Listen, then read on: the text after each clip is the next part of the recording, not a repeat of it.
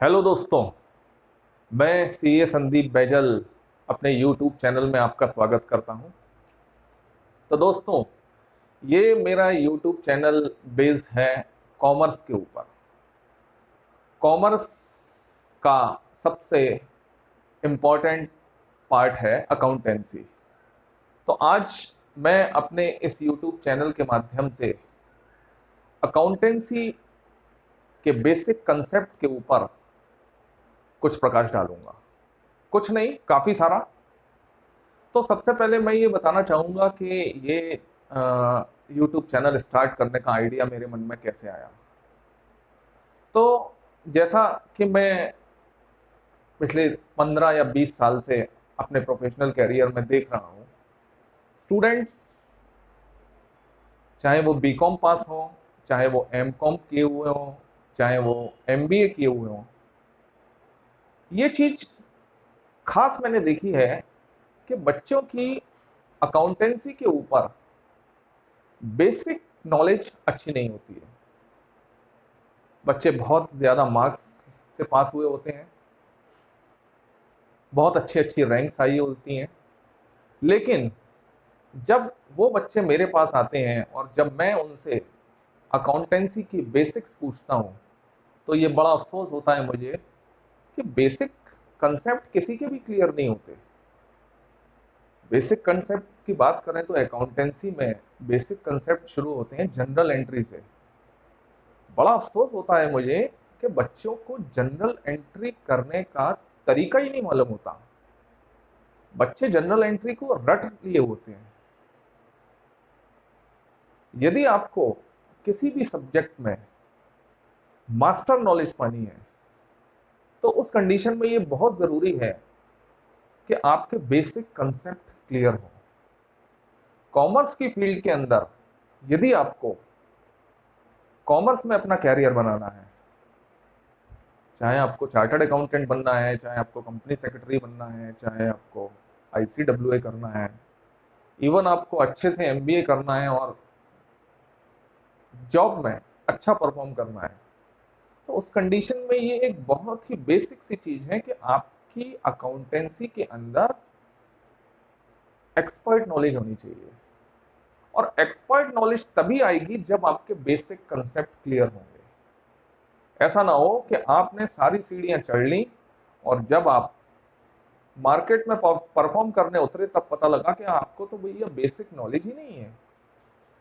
तो ये चैनल जो मैंने लॉन्च किया है उसका बेसिक कंसेप्ट यही है कि सभी स्टूडेंट, चाहे वो 12th पास आउट हो, चाहे वो बीकॉम कर रहे हो, चाहे वो बीकॉम पास आउट हो, बीकॉम ऑनर्स हो, बीबीए हो, एमबीए पास आउट हो, एमबीए कर रहे हो, यानी कि कॉमर्स की किसी भी एक्सट्रीम के हो, वो मेरे इस चैनल को जरूर देखें। क्योंकि मैं इस चैनल के माध्यम से अब रेगुलर आप लोगों को अकाउंटेंसी की टाइम टू टाइम वीडियो पेश करूंगा, जिसमें आपको अकाउंटेंसी के बेसिक कंसेप्ट क्लियर हो जाएंगे और आप अकाउंटेंसी में एक्सपर्ट लेवल पालोगे। तो चलिए शुरू करते हैं। तो दोस्तों, सबसे पहले हमारे दिमाग में ये सवाल आना चाहिए कि ये अकाउंटेंसी है क्या भला। इसको हिंदी में बही खाता बोलते हैं। ये क्या भला क्या है, इसको क्यों आना चाहिए किसी को। तो देखिए, जैसा कि सबको मालूम है कि अकाउंटेंसी का सीधा सीधा संबंध सबसे ज्यादा बिजनेस से होता है। बिजनेस यानी अकाउंटेंसी, अकाउंटेंसी यानी बिजनेस। तो जैसे किसी ने एक बिजनेस स्टार्ट किया, तो जैसे बिजनेस करता है, बिजनेस का मतलब क्या होता है? बिजनेस का सीधा सीधा मतलब होता है माल खरीदना और माल को बेचना मुनाफे के लिए। मुनाफा वर्ड जरूर होगा, बिजनेस मतलब बिक्री जरूर होगी और परचेज जरूर होगी। यदि किसी बिजनेस में परचेज नहीं है, किसी बिजनेस में बिक्री नहीं है, यदि किसी बिजनेस में प्रॉफिट नहीं है, तो वो बिजनेस नहीं है। फिर वो चैरिटेबल इंस्टीट्यूशंस हो सकते हैं। तो यदि किसी ने कोई बिजनेस स्टार्ट किया तो नेचुरली वो परचेज करेगा, कुछ सेल करेगा, अपने ऑफिस में काम करने वाले लोगों को सैलरी देगा, अपने ऑफिस का या अपने गोडाउन का बिजली का बिल भरेगा, टेलीफोन इंटरनेट के चार्जेस पे करेगा। तो ये सारे के सारे जो ट्रांजैक्शन होंगे, इसको ट्रांजैक्शन बोलते हैं कॉमर्स में, अकाउंटेंसी में। ये ट्रांजैक्शन होते हैं। माल खरीदना एक ट्रांजैक्शन है, माल बेचना एक ट्रांजैक्शन है, बिजली का बिल पेमेंट करना एक ट्रांजैक्शन है। तो ये जो अलग अलग टाइप के बिजनेस में डे टू डे ट्रांजैक्शन होते हैं, इसको आपको कहीं लिख के तो रखना पड़ेगा ना। यदि आप नहीं लिखेंगे मान लीजिए, तो बहुत सारी प्रॉब्लम्स आएंगी। आपने आज माल खरीदा, 2 दिन बाद खरीदा, 4 दिन बाद खरीदा, 6 दिन बाद खरीदा, टाइम टू टाइम आप माल खरीदते हैं। आज आपने कुछ माल बेचा, कल भी बेचा, परसों भी बेचा। तो जब तक आप इसको लिखकर नहीं रखेंगे, तब तक आप कोई कंक्लूजन कैसे निकालेंगे? समझ में आया? नहीं आया? मैं समझाता हूं। आज आपने 5 लोगों को माल बेचा, कल आपने 6 लोगों को माल बेचा, परसों आपने 7 लोगों को माल बेचा। कुछ माल आपने उधार बेचा था। बिजनेस उधार के बिना तो चलता नहीं है यूजुअली। बहुत कम बिजनेस ऐसे होते हैं जिसमें उधार सेल की फैसिलिटी नहीं होती। तो जैसे आपने पहले दिन 5 लोगों को उधार माल बेचा था, तो जब तक आप उनका ट्रांजैक्शन लिख कर नहीं रखोगे, तब तक आप उनसे आगे आने वाले पीरियड में पैसे कैसे वसूल करोगे? आज की चीज आपको आज तो याद है कि ए को बेचा, बी को बेचा, सी को बेचा, डी को बेचा, ई को बेचा। 4 दिन बाद तो याद ही नहीं रहेगा ना कि ए को कितना बेचा था। और यदि आपको याद ही नहीं होगा कि ए को कितना बेचा था माल, तो ए से पैसे की वसूली कैसे करोगे आप? इसी तरीके से सारे ट्रांजैक्शन जो आपके होते हैं, उनको आपको लिख कर रखना पड़ता है। नोट, आज एक मिडिल क्लास पर्सन जो होता है अपने दिन भर के खर्चे, अपने महीने के खर्चे लिख कर रखता है। क्यों? क्योंकि उसको मालूम हो कि उसने महीने भर में कितने खर्चे किए, कितना उसका घर के खाने का खर्चा था, कितना बिजली का खर्चा था, कितना इंटरनेट का खर्चा था, बच्चों की स्कूल की फीस उसकी कितनी गई। ये सब वो लिख कर रखता है डायरी में, कंक्लूजन निकालने के लिए, जिससे पता हो कि उसकी इनकम कितनी है और उसके खर्चे कितने हैं। यदि उसके खर्चे ज्यादा हो रहे हैं, तो नेक्स्ट मंथ में वो उन खर्चों को कंट्रोल करेगा। इसलिए वो अपनी डायरी में, एक छोटा सा घर चलाने वाला आदमी भी अपनी डायरी में सारा हिसाब लिखता है, जिसको हिसाब बोलते हैं। तो बिजनेस तो एक बड़े लेवल की चीज हो गई। अब आप ये कह सकते हो कि भाई अकाउंटेंसी की क्या बात आ गई, आप तो सिंपल है ना, डायरी में लिखना शुरू कर दो। ए को 10,000 रुपए का माल बेचा, बी को 20,000 रुपए का माल बेचा, सिंपल हिंदी में या इंग्लिश में डायरी की तरह लिखना शुरू कर दो, तो इट्स ऑल राइट। बिल्कुल सही बोल रहे हो आप। लेकिन आप ये कल्पना करो कि आप डायरी में नोट करना शुरू करोगे, तो 15 दिन बाद आपकी डायरी पूरी भर जाएगी। और 15 दिन बाद जब आपसे ये पूछा जाएगा कि भाई ये बताओ कि ए को माल कितना बेचा था, तो आप 15 दिन में एक ही एंट्रियां तलाश करोगे क्या? मान लो 6 बार ए को माल बेचा था, तो 6 एंट्रियां पहले निकालोगे, फिर कॉपी पे उसका टोटल लगाओगे, तब आप बताओगे कि हाँ ए को भैया 25,000 रुपए का माल बेचा। तो ये तो आपने ए का बताया, 25 मिनट बाद, 25 मिनट लगाने के बाद आपने बताया, फिर आपसे कहा जाएगा कि भैया ये बताओ बी को कितना माल बेचा था। तो दोस्तों, छोटे घर गृहस्थी के लिए तो ये डायरी सिस्टम चल जाता है, लेकिन एक बिजनेस के लिए जिसमें करोड़ों का टर्नओवर हो सकता है, ये डायरी सिस्टम नहीं चलता। इसके लिए एक साइंटिफिक सिस्टम होता है, और जिसको बोला जाता है accountancy. Accountancy rules and regulation के ऊपर चलती है, यानी बिजनेस के आपके ट्रांजैक्शन को साइंटिफिक तरीके से नोट आउट करने का एक तरीका होता है।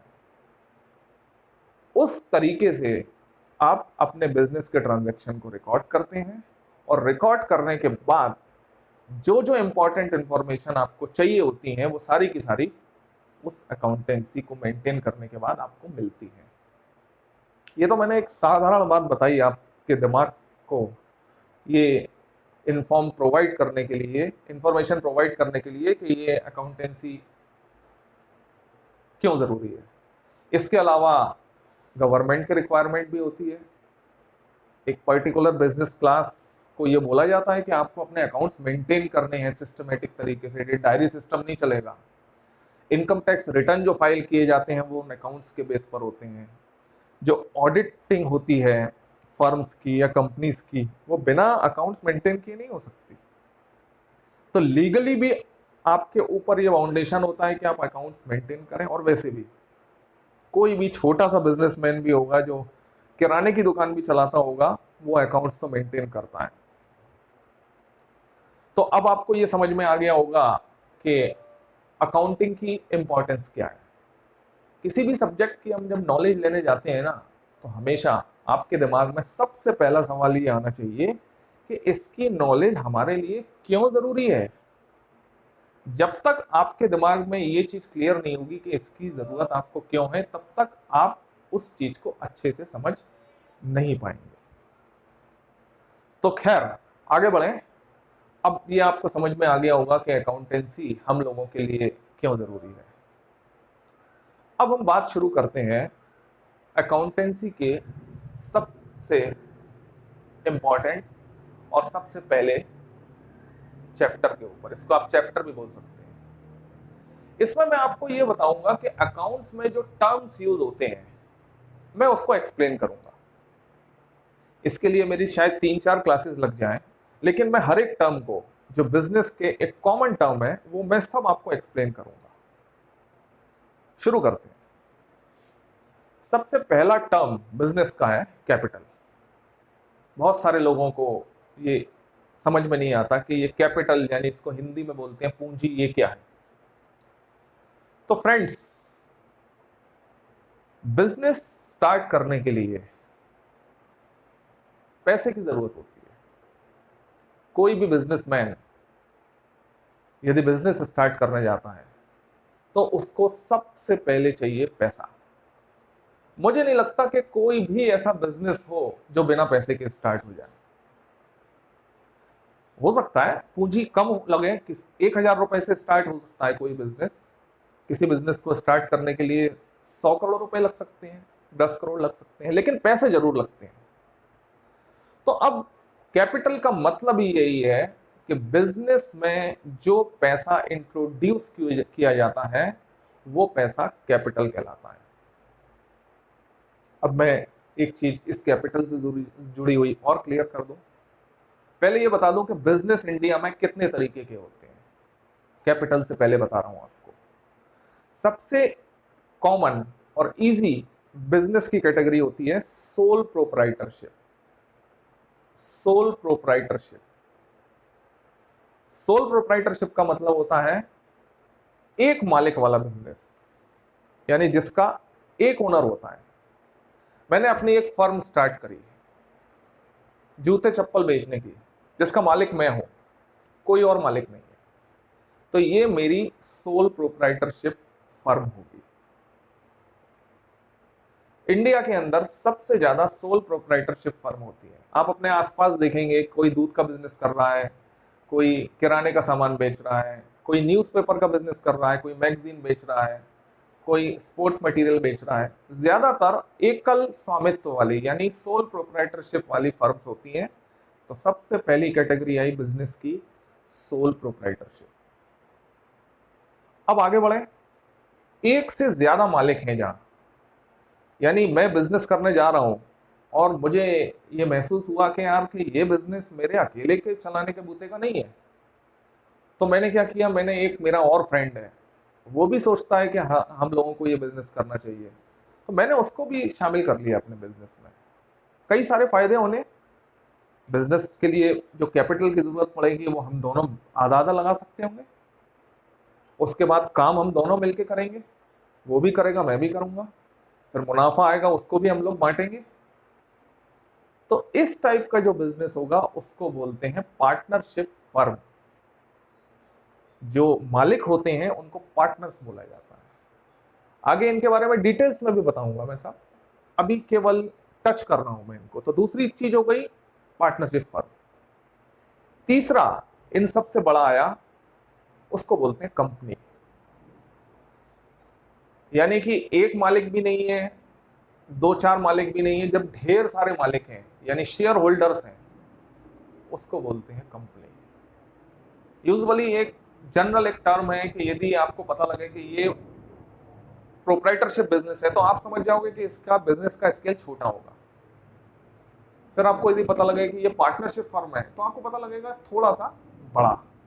और यदि आपको पता लगेगा कि ये तो एक प्राइवेट लिमिटेड कंपनी है या पब्लिक लिमिटेड कंपनी है, तो इट मींस बिजनेस का सबसे बड़ा बैनर होता है कंपनी, चाहे वो पार्टनरशिप हो या पब्लिक लिमिटेड हो। जैसे Reliance industries limited, Infosys, ONGC, BHEL, ये सब क्या है? ये सब लिमिटेड कंपनीज है। तो बेसिकली बिजनेस की तीन कैटेगरी हुई। नंबर वन प्रोप्राइटरशिप फर्म, यानी एक मालिक वाली firm. Number two partnership firm, यानी जिसमें एक से ज्यादा मालिक है। और नंबर तीन कंपनी। तो ये तीन तरीके की फर्म्स होती हैं इंडिया के अंदर। तो अब बात पीछे आ रही है, कैपिटल की बात कर रहे हैं हम। तो सपोज मैंने अपना बिजनेस शुरू करने का डिसाइड किया, तो मैं डिसाइड करूंगा कि कितने पैसे की जरूरत है। सपोज एक जूते का बिजनेस है मेरा, ऑनलाइन बिजनेस, ऑनलाइन और ऑफलाइन बिजनेस स्टार्ट करने जा रहा हूं मैं। तो मुझे पता लगा कि भाई 5 लाख रुपए की कम से कम मेरे को जरूरत पड़ेगी। उस 5 लाख रुपए में मैं कुछ माल खरीदूंगा, कुछ फर्नीचर लगाऊंगा मैं अपने शॉप में, फिर शॉप का किराया वगैरह मैं दूंगा। तो 5 लाख रुपए की जरूरत है। तो 5 लाख रुपए जो मैं इंट्रोड्यूस करूंगा उस बिजनेस में, वही मेरी कैपिटल है। क्लियर? यानी बिजनेस में जो पूंजी इंट्रोड्यूस की जाती है बिजनेस को रन करने के लिए, उसको कैपिटल बोलते हैं। यहां पर मैं एक बात और बता दूं आपको, फर्म एक होती है फर्म, और एक होता है मालिक। फर्म और मालिक अलग होते हैं। सपोज मेरा नाम है संदीप बैजल, मैं अपना एक बिजनेस स्टार्ट करने जा रहा हूं। मैंने अपनी फर्म का नाम रखा सपोज हम तुम शॉप। मेरी फर्म का नाम हो गया मैसर्स हम तुम शॉप। तो संदीप बैजल तो हो गए प्रोप्राइटर, ओनर। बिजनेस का नाम हुआ हम तुम शॉप। और संदीप बैजल यानी मैं 5 लाख रुपए जो फर्म को दूंगा यानी कि हम तुम शॉप को दूंगा, वो हम तुम शॉप के लिए क्या हो गई? कैपिटल हो गई। यही है। यानी संदीप बैजल अलग और हम तुम शॉप अलग। हम तुम शॉप के लिए ये कैपिटल आ गई। यही होती है कैपिटल। आगे बढ़ते हैं। दूसरा टर्म है लोन। बड़ा कॉमन टर्म है। लोन क्या है? सपोज फर्म को, मेरी हम तुम शॉप को जरूरत थी 8 लाख रुपए की। 5 लाख रुपए तो थे मेरे बैंक में देने के लिए, लेकिन 3 लाख रुपए की और जरूरत पड़ रही थी। 8 लाख की रिक्वायरमेंट है, 5 लाख रुपए की मेरी जेब में पैसे पड़े थे, वो तो मैंने दे ही दिए पहले ग्लांस में। 3 लाख रुपए की और जरूरत पड़ रही थी, कहां से अरेंज करूं भाई? तो मैंने क्या किया, बैंक से लोन ले लिया 3 लाख का। तो ये हो गया लोन। आगे बढ़े। Next important, purchase. बिना परचेस के तो कोई बिजनेस होना ही नहीं है। आप सबसे पहले माल खरीदते हैं, उस माल को फिर बेच देते हैं आगे अपना मुनाफा जोड़ के। तो ये जो आप खरीदते हैं ये बोला जाता है परचेस। ये भी दो तरीके की होती है, नकद परचेस और उधार परचेस, यानी कैश परचेस और क्रेडिट परचेस। यानी कि सामने वाला जिससे आप माल खरीदने जा रहे हैं वो आपको यदि उधार पर माल दे देता है और आप यदि वो खरीद कर लेते हैं तो वो क्रेडिट परचेज हो जाती है। क्रेडिट परचेज का मतलब ये होता है कि कुछ समय के बाद आप पेमेंट करेंगे, इमीडिएट करने की जरूरत नहीं है। तो अब आपके दिमाग में ये सवाल आएगा कि भाई ये अच्छी बात है, क्रेडिट पे माल मिलना, तो सब सारी माल क्रेडिट पे ही क्यों नहीं ली जाती, कैश पे क्यों ली जाती है? तो भाई ये डिपेंड करता है उस पर्टिकुलर गुड्स के टेंडेंसी के ऊपर, उसकी डिमांड के ऊपर, आपकी रेपुटेशन के ऊपर, ये सारी चीजों पे डिपेंड करता है। यानी मान लीजिए माल ऐसा है जो बिल्कुल हॉट केक है, जो हाल बिक जाता है, तो वो जो आप जिससे माल खरीद रहे हो वो आपको क्रेडिट पर नहीं देगा। वो कहेगा भैया मेरा माल तो धड़ाधड़ बिकता है, मेरे को तो कैश में ही माल बेचना है, तुरंत पैसा दो। तो उस कंडीशन में आपको वो माल कैश में लेना पड़ेगा। अच्छा, माल यदि ऐसा है मान लो जिसकी सेल बहुत ज्यादा नहीं होती, जो बहुत हॉट केक नहीं है, तो उस कंडीशन में आप जिससे माल ले रहे हो वो आपको क्रेडिट की फैसिलिटी दे सकता है। तो दो तरीके की परचेज हो गई, एक हो गया कैश परचेज और एक हो गया क्रेडिट परचेज। अब परचेज से रिलेटेड एक और टर्म मैं अभी के अभी यूज कर दे रहा हूं, जो ज्यादातर बच्चों को अकाउंटेंसी में बहुत परेशान करता है। क्रेडिटर्स। क्रेडिटर्स किसे कहते हैं? ये एक वो वर्ड है जो बार बार आता है। वो फर्म जिससे हम माल उधार खरीदते हैं उस फर्म को क्रेडिटर्स बोला जाता है, हिंदी में जिसको लेनदार कहते हैं। जिस फर्म से हम माल उधार खरीदते हैं उसको हम कहते हैं लेनदार। लेनदार यानी क्रेडिटर्स।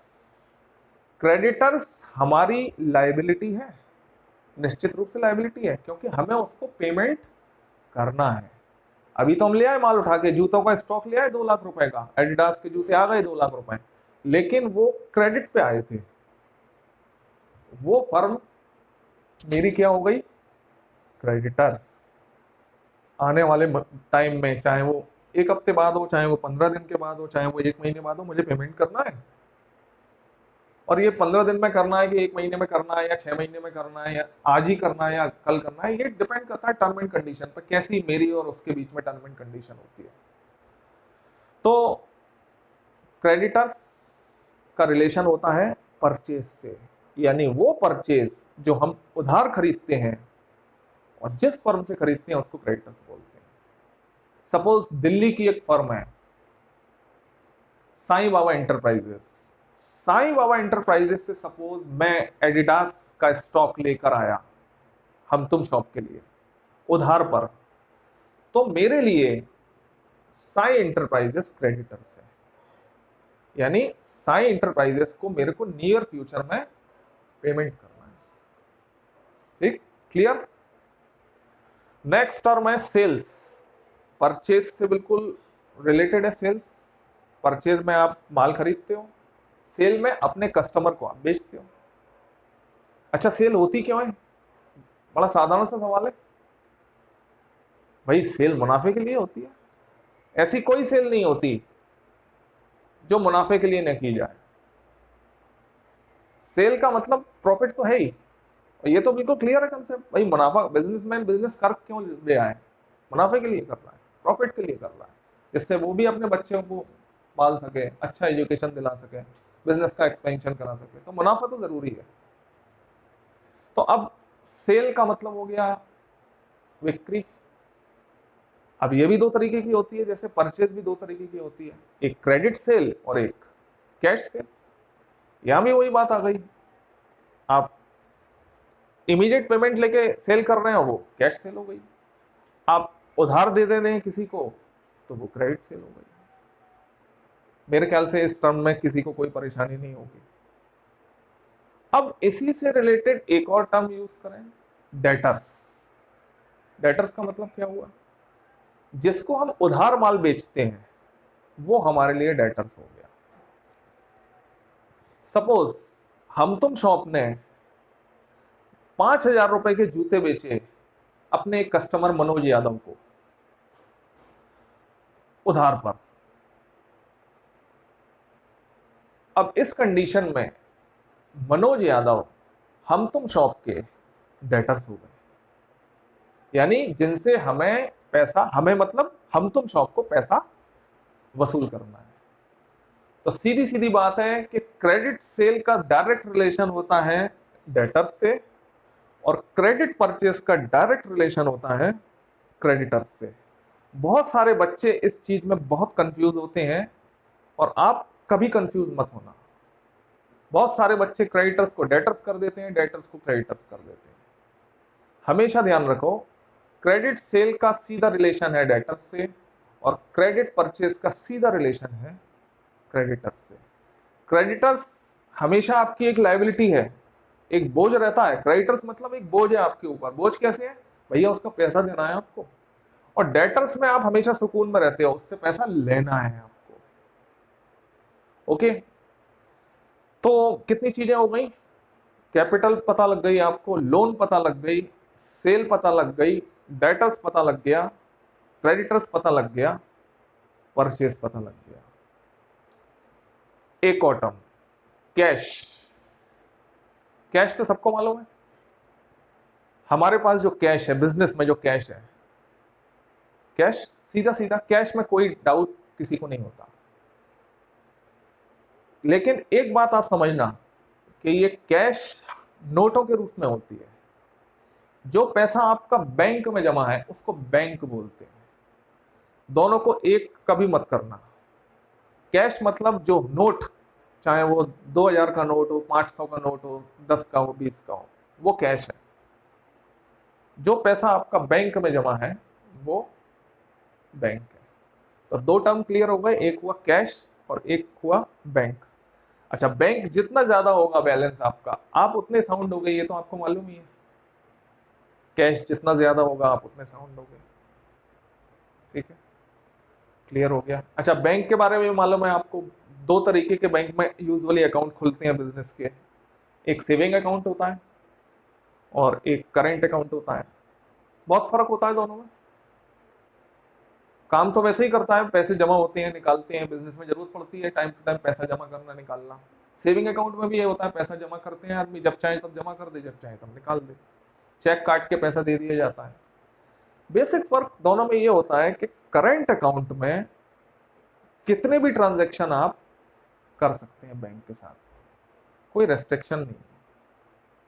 जबकि सेविंग अकाउंट में बैंक आपके ट्रांजैक्शन लिमिटेड कर देती है कि महीने में आप इतनी ट्रांजैक्शन कर पाओगे या पर डे आप इतनी ट्रांजैक्शन कर पाओगे। अब बिजनेस में क्या होता है भाई, बिजनेस में एक दिक्कत होती है।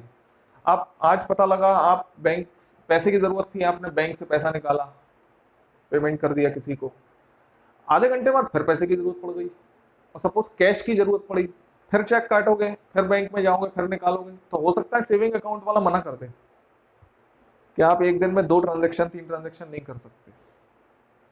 करंट अकाउंट में इस तरीके की कोई भी प्रॉब्लम नहीं होती। दिन भर में कितना भी पैसा निकालो, कितना भी जमा करो, महीने में कितना भी जमा करो, कितना भी निकालो। तो यूजुअली जो थोड़ा सा भी एस्टेब्लिश बिजनेस होता है वो करंट अकाउंट खोलता है।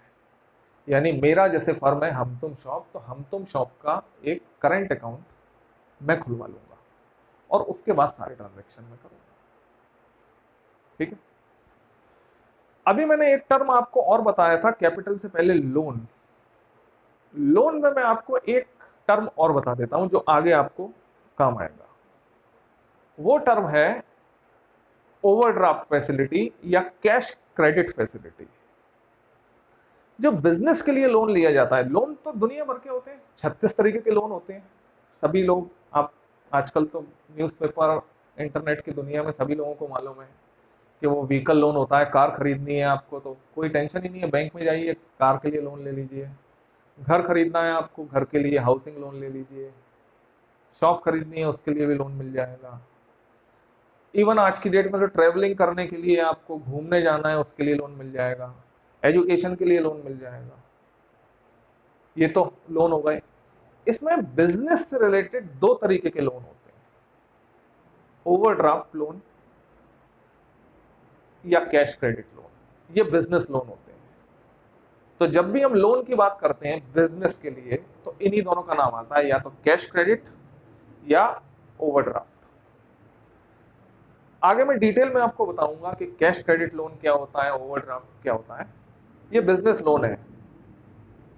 जब आप लोन लेने जाते हैं तो बैंक के थ्रू आपको इन दोनों ही में से किसी एक कैटेगरी के थ्रू लोन मिलता है। डिटेल आगे आगे बताऊंगा। तो फ्रेंड्स, ये आज की टर्मिनोलॉजी थी। बेसिक से शुरू किया है मैंने, नीचे से शुरू किया है। कोई भी चीज हो आप नीचे से शुरू करेंगे, मजबूती से शुरू करेंगे, आपको कभी भी प्रॉब्लम नहीं होगी। इसको बोलते हैं नींव। नींव आपकी मजबूत होगी तो आप सैकड़ों मंजिल ऊपर खड़ी कर सकते हैं। और यदि आपकी नींव कमजोर नहीं है तो आपकी ऊपर की मंजिल कभी भी मजबूत नहीं हो सकती, कभी भी उसके गिरने का डर रहेगा। तो मेरे इस चैनल के थ्रू एक मैं मैसेज दे रहा हूं, आप सभी अपने जितने भी फ्रेंड्स हैं, जितने भी आपके मिलने वाले हैं जो अकाउंटेंसी सीखना चाहते हैं, चाहे वो बिजनेस क्लास हो, चाहे वो सीए कर रहे हो, चाहे वो आईसीडब्ल्यूए कर रहे हो, चाहे वो प्रोफेशनल्स हो, अकाउंटेंसी की ए टू जेड नॉलेज जो लोग लेना चाहते हैं, नीचे से ऊपर तक, वो बिल्कुल मजबूत और इजी लैंग्वेज में, बिल्कुल स्टोरी की तरीके से मैं आपको पूरा सब एक एक चीज बताऊंगा। कम से कम आपको नोट्स दूंगा मैं, ज्यादा से ज्यादा एक्सप्लेन करूंगा मैं। तो आप सभी लोगों से, अपने मिलने वालों से बोलें, रिक्वेस्ट करें कि मुझे फॉलो करें, देखें मेरे चैनल्स को।